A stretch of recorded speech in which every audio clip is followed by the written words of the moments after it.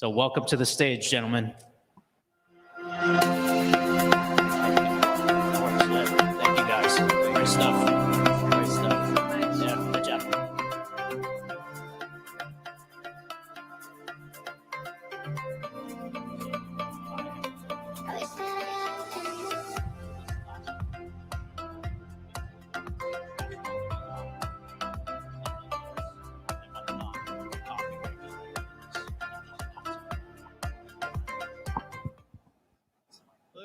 What a great session that was about AI and the technology and how things are continuing to transform and change. As a note, there's an AI Experience Center hosted by Alibaba at the front entrance of this hall. Be sure that you check that out before you leave or sometime over the course of today or tomorrow while you're here at the conference. On that note, I wanted to introduce myself. My name is Robert Eilis. I'm the CEO of Martini Incentives. And today's panel that I'm joined by other experts in the field of sourcing is all the stuff that goes on with the sourcing, the hard truths of sourcing, and everything that most entrepreneurs may not realize that consume our lives, and how we're solving problems for entrepreneurs, SMBs, and large enterprises all throughout, and how we continue to offer those services. On that note, I would like to turn it over to my esteemed expert over here, Kareem. Kareem, I'm sorry, down here. Go ahead and introduce yourself, and please share something about your company. Thank you so much, Rob. My name is Kareem Kaffouri. I'm the president of a company called the Atlas Network. We are a global supply chain solutions company. Our focus is on helping small, mid-size, and larger businesses avoid many of the pitfalls in the mass production and sourcing process. And we've been doing this for almost 20 years. Honored to be here at the Alibaba CoCreate Summit, and excited to have a conversation with these great gentlemen about it and with you all. Thank you. Great. Jason? Hey everyone, my name is Jason Wong. I was a merchant. I started off as a merchant 10 years ago, and 6 years ago I started my company, Saucy. We're a sourcing and logistics company based out of China and Hong Kong.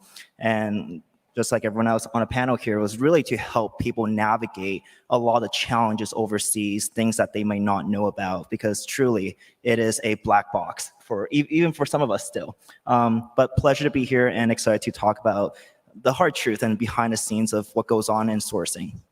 Awesome. Ahmad? Hi guys, my name is Ahmad Nuri. I'm a partner at the Source Squad. The Source Squad, we empower collaboration between suppliers and Amazon sellers. The company was formed based out of a need for Amazon sellers. We manage a group of about 11,000 Amazon sellers across 4 countries and 17 cities. And there was a major need for collaboration between suppliers and these Amazon sellers. So Source Squad was formed, and very happy to be here and share the stage with these amazing people. Great, thanks for sharing. I also just wanted to touch on a little bit about what my company, Martini Incentives, does in this space of sourcing. We all are, in a sense, complementary as to the services that we're offering. There is some overlap, but I feel what you're going to glean out of this conversation amongst the 4 of us today will hopefully help you understand where there could be some challenges, where there's pitfalls, how to navigate logistics. There's so many things that go into launching an idea. You can use AI, as we saw, to kind of come up with ideas. But then how do you negotiate and find the right factory? How do you find the right product, ensure quality?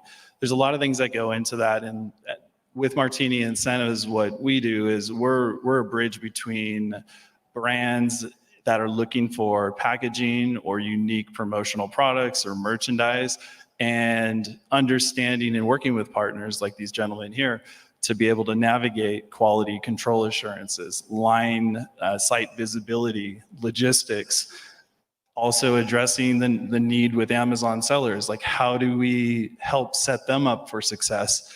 And everything that I feel that we'll be able to discuss here is going to touch on all those things, so that way it becomes like hopefully more lucid to you and how you can approach taking the difficulties of sourcing out of the equation. On that note, we're all unique in that sense, right? I kind of touched on my company's abilities and what we're focused on relates back to customer service. Price is always going to be a factor in any conversation during every meeting. But what we've built our company on is around customer service and quality. That consistency has allowed us to be able to scale in terms of how we continue to pick up customers at an aggressive clip. And frankly, if I go back 5 years ago, I could not have envisioned this growth to happen this way. How are you gentlemen handling your uniqueness and how you're helping and where you're seeing opportunities for growth to help entrepreneurs and SMBs throughout the sourcing stage? For us, a lot of our members within our community are fairly new Amazon sellers. And so there's a big need for education within that realm, with new entrepreneurs looking to launch a brand, looking to launch their products within the Amazon world, but not really understanding what it takes to actually collaborate and find the right suppliers, the process that it takes to actually go from product ideation to finding a supplier to getting the actual samples done, negotiating the prices, and then what happens after your products are done? How do you list it back on Amazon? So we really focus on education. We have virtual meetings bi-weekly with our members, and education has become sort of the big part of trying to help the newer Amazon sellers actually understand how to launch and then grow and scale their businesses through platforms like Alibaba onto marketplaces like Amazon. The way that I made my company was to create a company that I will want to have as a merchant. So I started off as a merchant 10 years ago, and a lot of challenges that I had were communication issues, quality issues, the standard stuff that sourcing companies help merchants with right now. But another point that I also realized was before the sourcing side, a lot of the marketing research, the competitive analysis, stuff that merchants do know somewhat, but they still need help with, that's what we provide. So we have category experts within our firm. If you want to do beauty products, personal care products, we have consultants that we provide complimentary as a service to help you through the initial development process, to help you do the research, to figure out what are the functions and marketable angles for your products. And then it's post-sourcing that we also help with too. Growth levers that we can help pull. We also help with sometimes pricing strategies, research on that front. So, I mean, in terms of like sourcing, a lot of stuff are standardized now, right? Like most companies can do the same stuff between all of us. But where we really stand is like I try to sprinkle in the stuff that I would want as a merchant from my own experience to help a lot of my companies, a lot of my clients who are, you know, some of them are just having an idea on a napkin and the other ones are just starting to run, but they still don't know where to head to yet. Absolutely. Kareem? Yeah, I mean, just to touch upon what these gentlemen have said, the key is education for sure. We've been in this business for quite a while, almost 2 decades. And what I can tell you is that what has not changed has been to have a very formal approach to ensure that you can do proper risk mitigation. So many things can go wrong in the sourcing business and mass production business, where mass production can become mass disaster very quickly if things are not in form and in place properly. So we have always taken an approach which starts with picking the right suppliers.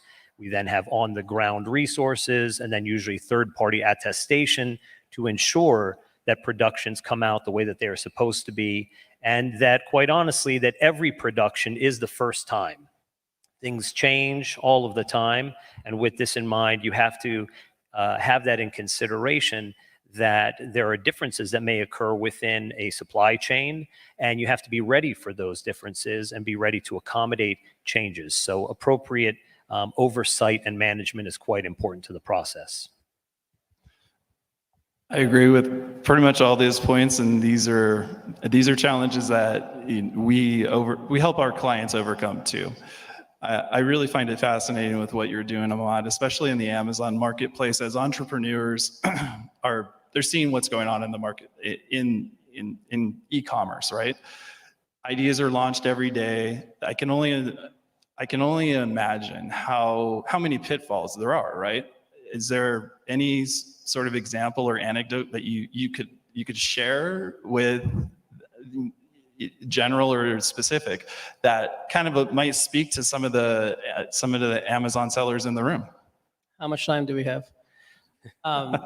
Yeah, there are a lot of pitfalls, especially for newer sellers, newer entrepreneurs who have heard about the possibilities of being a brand owner and using marketplaces like Amazon to actually launch their products. One example, we recently have had a client that came to us. They had watched some YouTube videos, understood a little bit about how to find products using Alibaba, and they had went ahead and just purchased the products and they sent over 24 pallets from China to here. They didn't know how to use freight forwarders, so the pallets were stuck in a port in China. They didn't know how to set up their listings on Amazon. So although they had purchased about 5,000 units of a product, they didn't have a listing to send it to Amazon.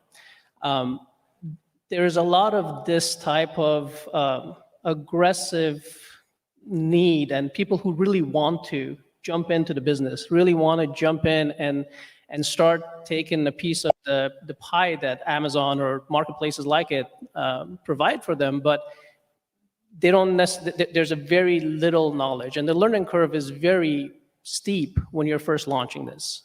When you're first launching a brand, when you're first launching a product, the learning curve is pretty steep. And if you don't know what you're doing and you haven't gone through mentoring or coaching or actually learning the process, you can make some very expensive and very, very time-consuming mistakes. And that's just one of those examples. And since then, we have helped this client create his listings.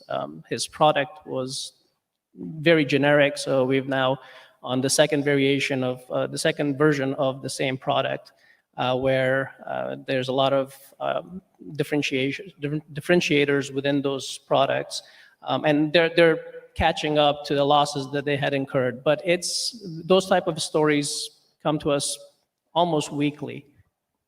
Sounds like you definitely help them turn around their product, the process of logistics, how to get their products onto Amazon. So, and it sounds like they're moving on into the right direction now. This is definitely one of the hard truths of sourcing, right?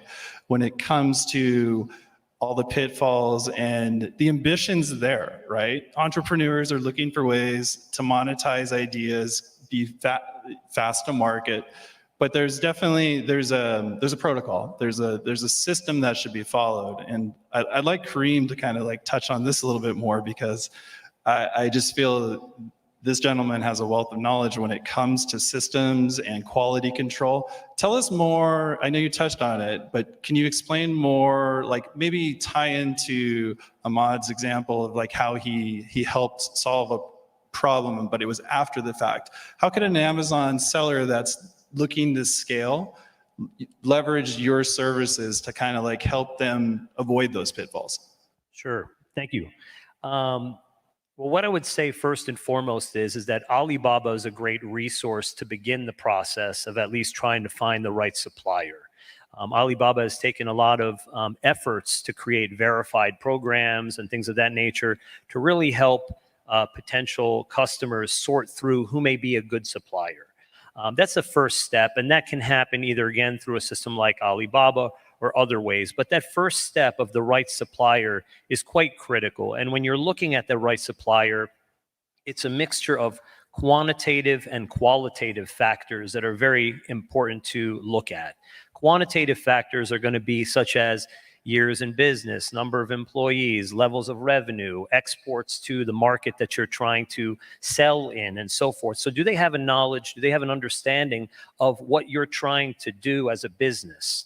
The quantitative factors are going to be things such as professionalism, timeliness, what kind of proposal they're putting in front of you, how is the communication between you and this potential supplier. So that first step is quite critical in the process of being able to have an effective production.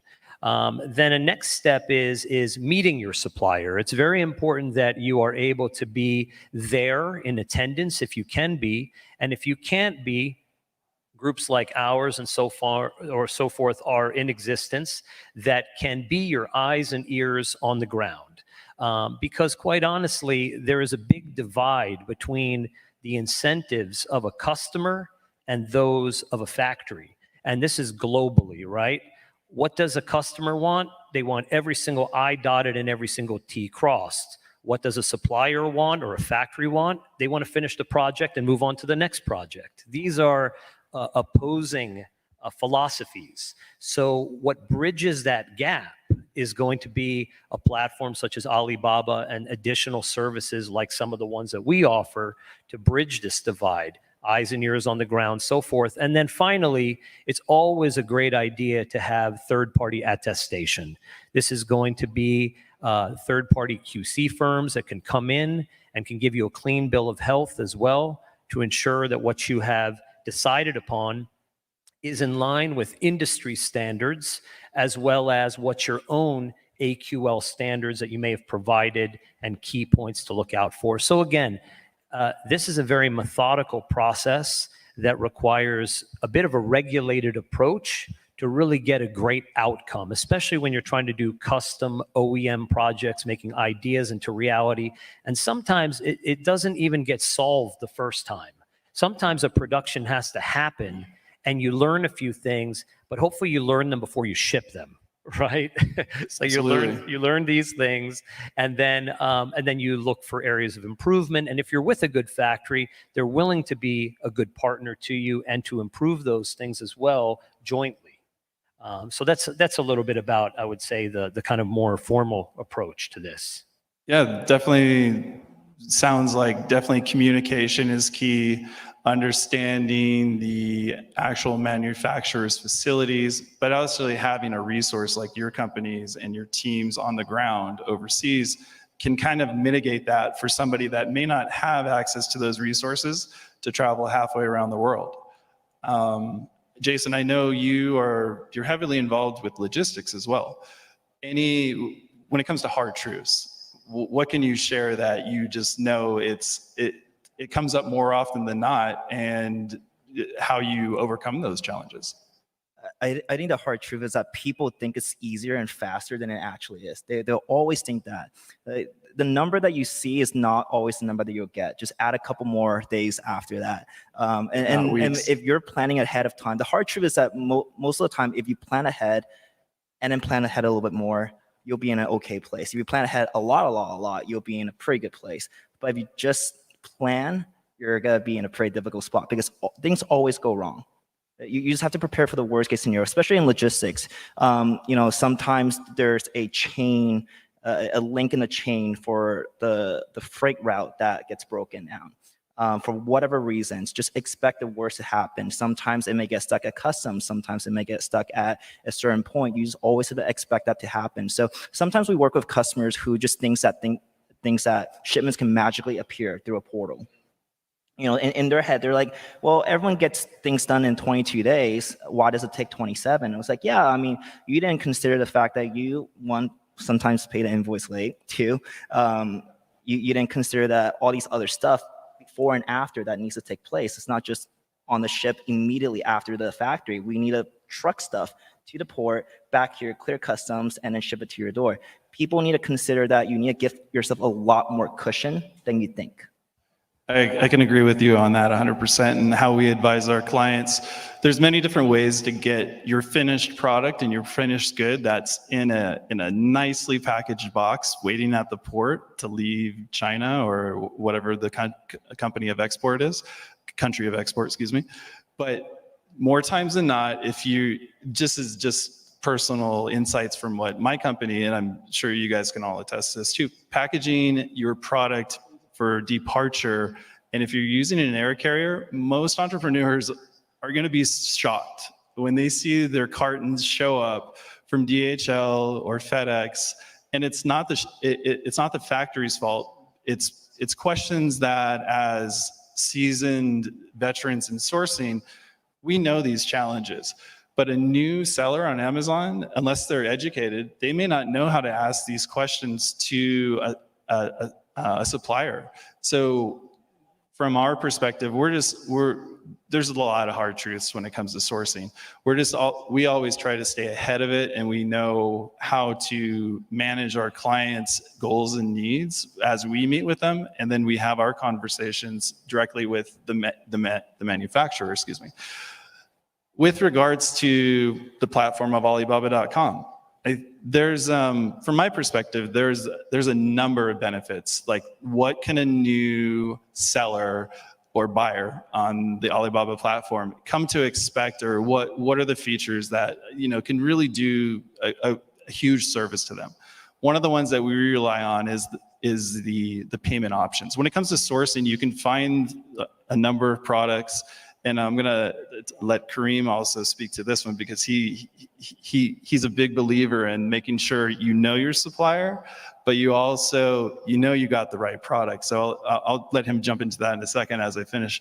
But with regards to making sure you understand like the logistics and the parameters around that, you have to, starting a company online, it's not as easy as it sounds. You can't necessarily do your homework on YouTube. I mean, you can learn a lot, but firsthand experience and working with agencies like ours are going to help you navigate that. With going back to knowing your supplier and knowing your products and using the Alibaba platform, the thing I did want to touch on is payment options. So anytime that you're starting out, you're bootstrapped, you're using your personal funds, your family investment, you're finding ways to kind of bring that product to market.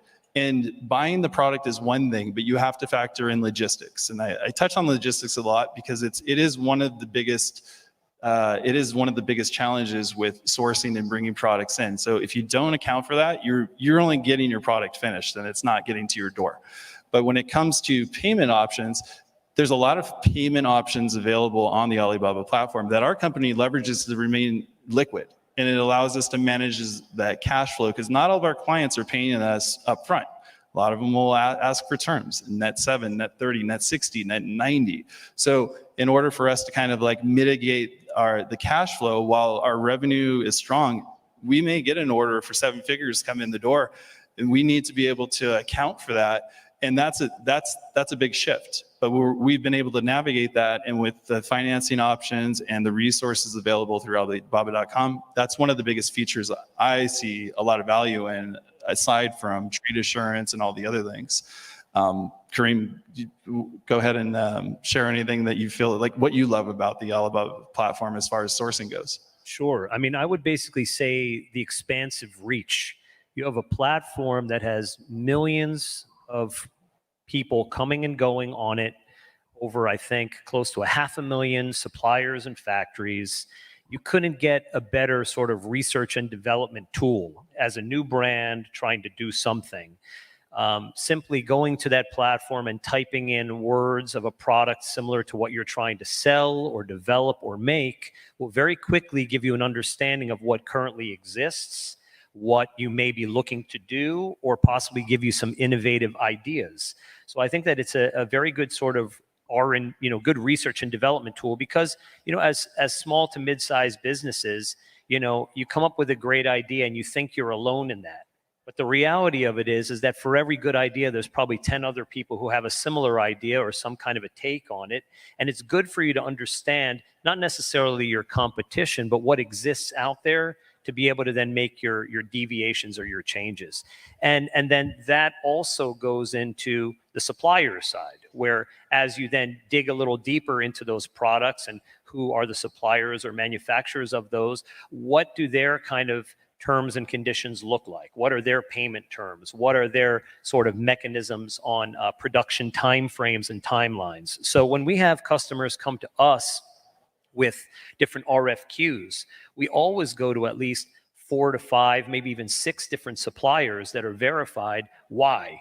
Understand the landscape. to understand the differences between this group, this region, this technology, this manufacturing capability, and really you then kind of hone into what's the reality and the truth of what that product looks like, how to produce it, how to facilitate it, and so on. So I do think that the Alibaba platform provides this level of expansive research that people can get access to in a very convenient way, and that can give you some very strong business kind of thoughts and kind of direction as to which way you may want to take your product.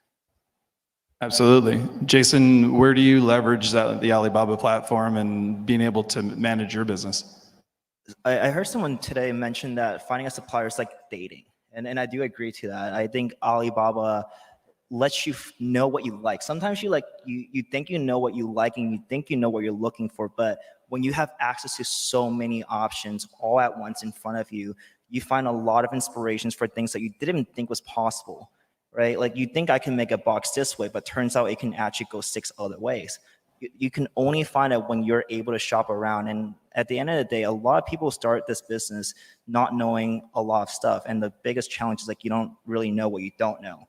But as you see a lot of references, as you go through the profiles and as you understand the capabilities of machines that are used, the stuff that they have done in the past, it gives you a lot of ideas to Frankenstein your own product. So I love to use it as a research tool. I love to use it as a verification tool too. To touch on that, so as an entrepreneur, somebody that's coming into this with a brand new product, you go to Alibaba.com, you type in the parameters of what the product are. To your point, sometimes it could be overwhelming, the number of responses.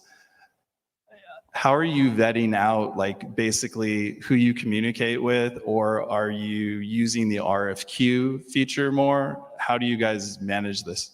Yeah, we'll use RFQ features. At the beginning, I just created a spreadsheet, but now that you could do it in the platform. But back in the day, I had a spreadsheet of all the suppliers. I'll fill in their supplier verified information. I look at the type of machines that they have, how many employees they have, what kind of certifications that their business has.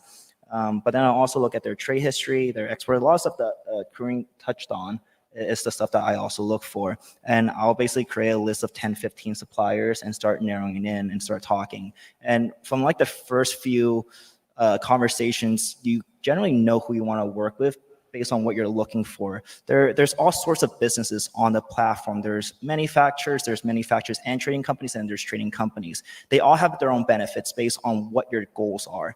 And if you have a certain goal that aligns better with working with a trading company, so be it. If you want to go direct to manufacturers to have a lot more options that you might be looking for, you could do that too. But you generally can figure that out from the first couple conversations with all these people, narrow it down to 5, get samples from 5, narrow that down to 3, and then pick your final one. No, that's a great process. I think we follow similar lines of, like how to get that list of 15 down to like 3 to 4 that we feel are the best fit for our products, and then being able to spend time there, right? Because it'll be counterproductive if you just try to go with every option that's out there. It's not reasonable. Ahmad, how are you leveraging the features on Alibaba.com to build your network with your Amazon sellers and everything that you're doing there? Coming from a background of selling on Amazon, but specifically from running and managing groups of Amazon sellers who are fairly new, one of the things that we've seen is, when the MOQ is low, 500 or 1,000 units, the seller does not really know what they're looking for, and sometimes the defect rates can be pretty high in the first, second, or third orders. The trade assurance part of Alibaba is it's such an amazing tool to have, that peace of mind for the sellers.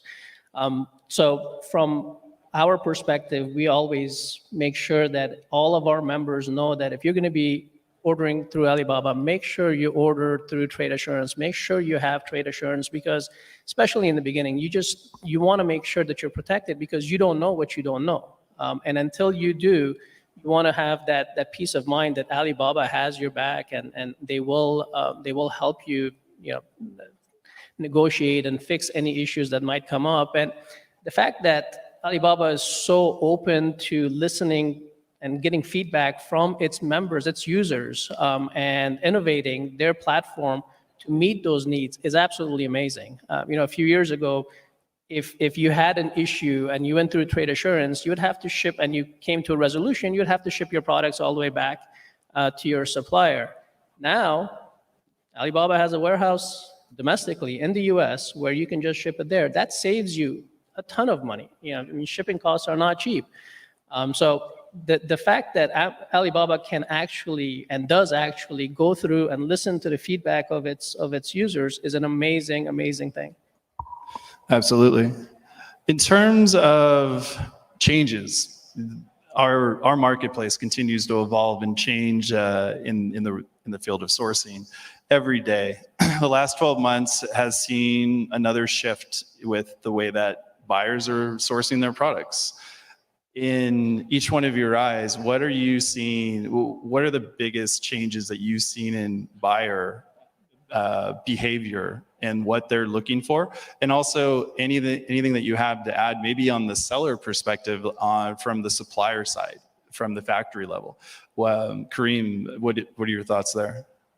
Yes, I mean, what I would say is buyers are not chasing dollars as much. What they're really chasing is they're chasing dependability and consistency of their supply chain. And this is a big shift. And I think that this happened in the last few years due to many of the supply chain issues we've had globally. And the reality of it is that it's more outcome driven than sort of short-term focus.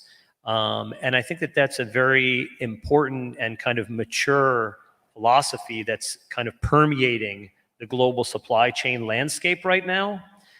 Because I remember, 10 years ago or 15 years ago, the first question is what's it going to cost? Or how do we get the cost down? How do you sharpen your pencil? And these other kinds of ideas around getting the lowest cost solution. Whereas now, my conversations more revolve around, are we going to be okay? We're going to be able to produce dependably. We're going to be able to make sure that things are in place and so on and so forth. And I think that that's good because the focus is now upon a lot of these philosophies that Alibaba has been promoting and pushing for many years, which is the verification of the suppliers and these trade assurance programs and things of that nature, which have always been important, but now even more so have a spotlight upon these things. So I think that, Alibaba is very well positioned and, doing this great seminar with so many, industry specialists and things of that nature, is only a testament to this philosophy. But that's what I see. I see more these days that it's not so much chasing the dollar. That's what I see. Great.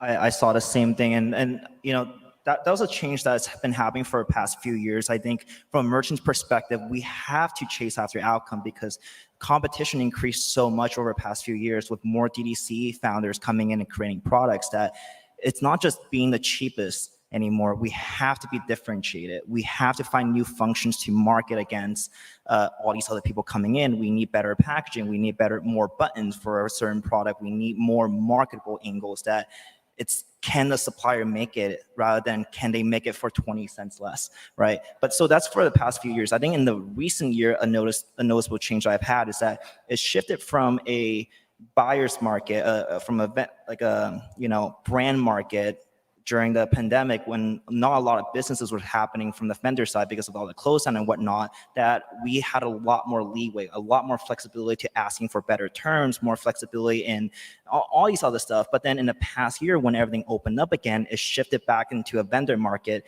in a sense where they're like, well, actually, I'm not gonna take a MOQ of X, I only want you to go here. Whereas a year ago, they would have, rather than letting you to negotiate price and terms right the first bat, they're gonna be like, well, unless we have a history with you, we're not going to be that flexible. So that's the change in the past year, and then the larger change in the past 6-7 years. Absolutely. And following COVID, we saw a lot of our larger clients look to start diversifying away from China. There was a big fear out there.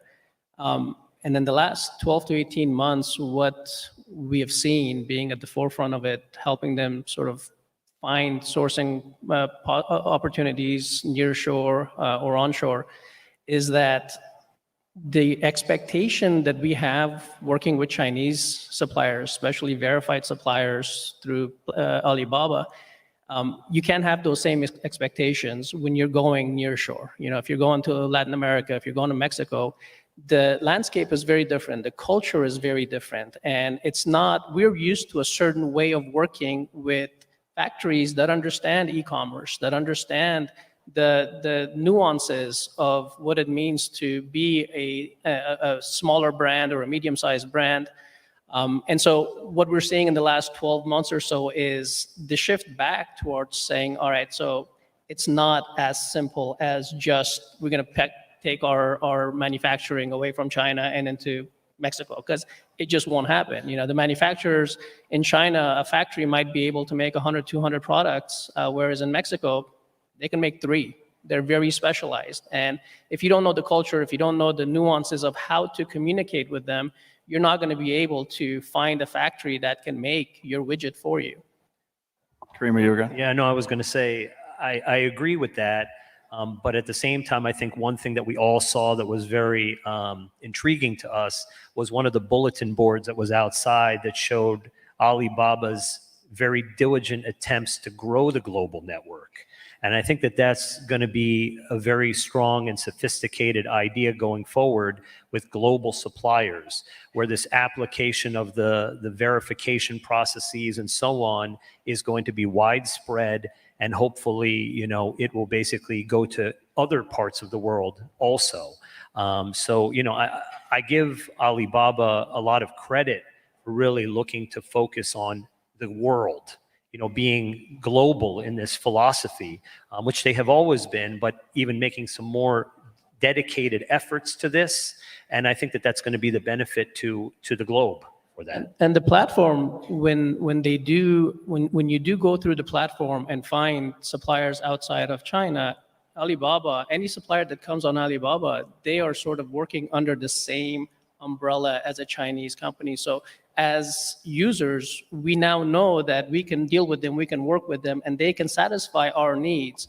Whereas if you try to do it on your own, if you try to go out there and try to find factories in different countries, each country has its own nuanced culture and its own nuanced way of doing business. And there's no way we would, unless you have some kind of feet on the ground and some way of understanding that culture, there's no way you would know what to do. The amazing thing with Alibaba's global reach is the fact that now they're going to make everything sort of uniform across all countries, which is, again, an amazing thing. Yeah, it's a connectedness and having the same standards across different geos that it's going to be able to enable the buyers on Alibaba's platform to have access to new markets. While to your point, many of the factories, if you look at Mexico or one of the other countries that are starting to come online, they're very specific on the products that you can get. Whereas with the diversification and the establishment of these sophisticated factories in China, they're producing 100, 200 SKUs out of these equipment lines and these manufacturing facilities. And you know, one thing that we did touch on, and it may not be necessarily available to everybody in the room, but I do encourage like forming these relationships directly with the manufacturers and suppliers on Alibaba. The communication goes the distance. Like I personally can attest that the amount of time and energy that we put into developing the relationships with our suppliers really helps us move through our orders, I feel, faster than any of our competitors. And I hear it back from our clients when they're shocked and they see their 50,000 piece bag order at their warehouse in 3 to 4 weeks. And that's not an easy task to deliver on, coming from, considering the setups and everything that goes into the production side of it with the packaging that we focus on. But relationships are key. I know in our conversation back before we came up here, I think you guys could all agree, like they value our business and the work that we do but I think we all have the same sort of pedigree too when it comes to how we communicate, and we appreciate our suppliers for that hard work. To me, I feel like those relationships, you can't put a price on that. And I'll take that a step further even. Relationships are the cornerstone of any successful business, but you need to cultivate a relationship. A lot of people believe that business relationships are separate from personal relationships. I am not of that mindset, because I think that if you make it personal, you get to know your representative, your contacts and the factories that are serving you, and you make it personal with them. You get to know them as an individual. If you have the ability to go and visit the factories, take them out to dinner, maybe do a couple of gun bay shots with them, and just build that rapport, build that personal and special relationship. Understand what the cultural nuances as far as or in China specifically. Send them a Chinese New Year gift. Understand when their birthdays are, their kids' birthdays. Thank them when an order is done properly and you receive it. Most of us, we only communicate with our contacts in a very business-like manner. Place the order, everything is good, great. If something goes wrong, we start yelling. All transactional, right? Exactly. And you have to make it personal. And if you do make it personal, you then get an advocate within that factory. You get an advocate, and sometimes a lifelong friendship is built just based out of that. We also, just to that point too, we were talking about it earlier as well, that, specifically in China, this concept of guanxi, right? It's this idea of the relationship, and that this is what matters the most. And it starts with that, and then it grows from that point forward. And I also completely agree that, it's almost the relationship starts first, then the business. Absolutely. And if you take that sort of philosophy, specifically when it comes to this hard truth of product sourcing, one of the hardest truths of product sourcing is getting outside of yourself. Is understanding that the way that you think it has to be done and so on and so forth is not always going to give you the best outcome. And being willing to be a student of the process, learn from the process, to learn from who's on the other side of the equation. And I think that's quite important. So. Yeah, I was just going to touch on it. My current GM in China is actually my sales agent. I met him on Alibaba.com. We were having a conversation about a new brand I was launching, and 8 years later, he's now my general manager for my company in Hong Kong. So it just goes to show you that a lot of these stuff that you cultivate early on can really lead to more opportunities down the line from one company to the other. But I think for a lot of the people in the crowd, it's the question remains how do I build a relationship if I'm brand new? If I go on Alibaba.com right now, first time, how do I build that relationship? And the first step is don't overthink it. They're a friend. Don't try to push yourself and force yourself to be someone. Just be yourself, be personable, ask them about their day, ask them about, what's going on in their side, and just build that rapport right there, because having an advocate within a factory can be a difference of lowering your MOQ by a little bit, maybe jumping the line in the queue for the production cycle, maybe having that person that can help you negotiate earlier than what you're supposed to negotiate because your volume's not there yet. But if you sell them on your story, if you sell them on your future potential, you sell them on your vision, they will, and then they buy into it. You basically have a partner within your company that is trying to grow with you, and they will pull a lot of strings just to make it happen. And most of the people that you're transacting over Alibaba with, they're used to the same communication back and forth. But if you come in and you take responsibility for the energy you bring to that conversation, and you make them feel positive, you bring in laughter and joy, and you joke with them, and you get them to sort of become more at ease with you, I can't tell you how big of a shift in just the communication from them you'll see in a positive way. So always, I always emphasize this with our members, that always take responsibility for the energy that you bring to any communication, to any interaction, because it matters. It really matters on what you're going to get back from the person that you're talking with. Yeah, definitely I cannot argue anything that you gentlemen have said. And even to further that, Jason, you kind of touched on this too, is anytime a new buyer is going on to Alibaba, they're going to see the product listing, they're going to see features and details. A lot of times you're going to see those MOQs and they might be a little scary.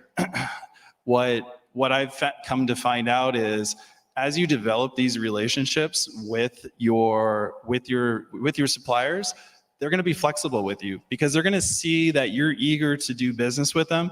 And I'm big on loyalty.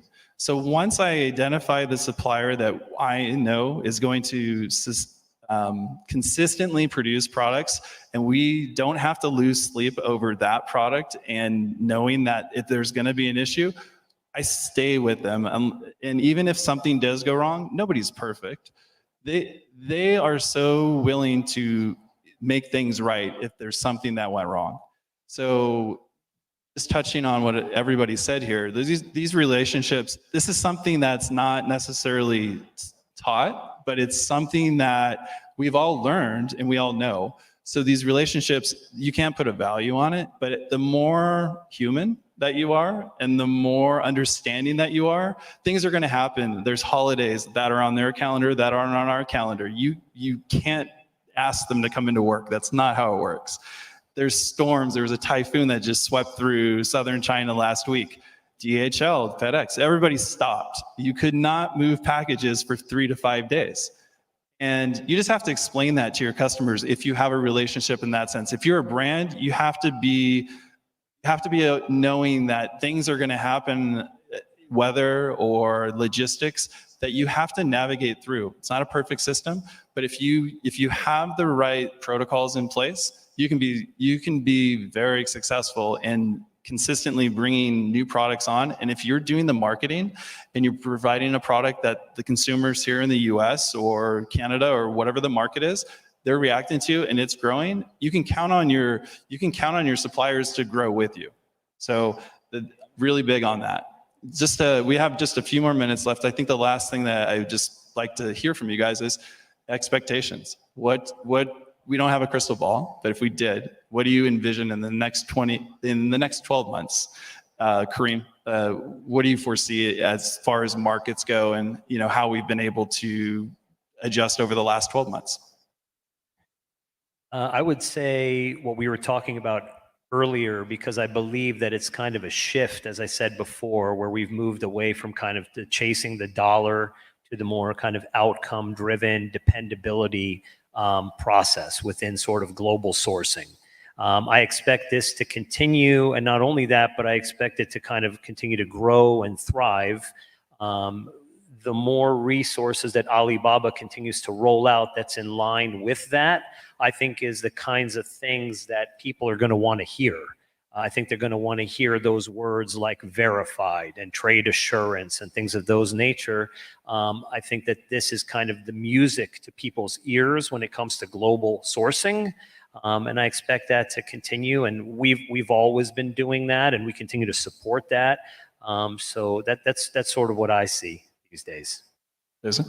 I like to expand on the panel before us, AI. I think we're going to see a lot more application of AI for everyone else. New technology usually trickles down. There's usually a small group of people that will use it, and then everyone else does it. I think we're at that point where people are embracing that, using AI to do research, using AI to do mock-ups.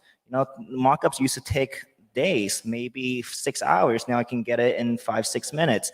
And it just speeds up the process on our work and then from the client side. So we're going to see a lot more applications there, a lot more usage. And I'm frankly very optimistic about where we're heading there, because it's just, and imagine you get 8 more pairs of hands in that process. For a solopreneur who might not have that resource, you now have that superpower. It's like an Iron Man suit that I'm excited about. Yeah, technology is definitely empowering the entrepreneur. It's democratizing it.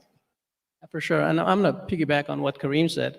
I think the concept of having verified suppliers and having going to one place and being able to have that peace of mind that you're working with the right suppliers, that you're not going to get scammed, that you're not going to be taken advantage of is going to become more and more relevant, at least within my world of Amazon, especially newer Amazon sellers, because that had been the norm years ago. So now with all the new innovations and tools and safety guards that Alibaba has put in place, I think it's just going to see more and more robust growth from newer sellers, newer entrepreneurs who are going to be entering the markets.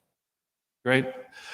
Well, we want to say thank you. We really appreciate this opportunity to be up here and share how we've been able to solve the hard truths of sourcing. And if you have any questions, feel free to connect with us on LinkedIn or around the conference. We'd be more than glad to understand any challenges you have. Thank you very much. Truly appreciate it.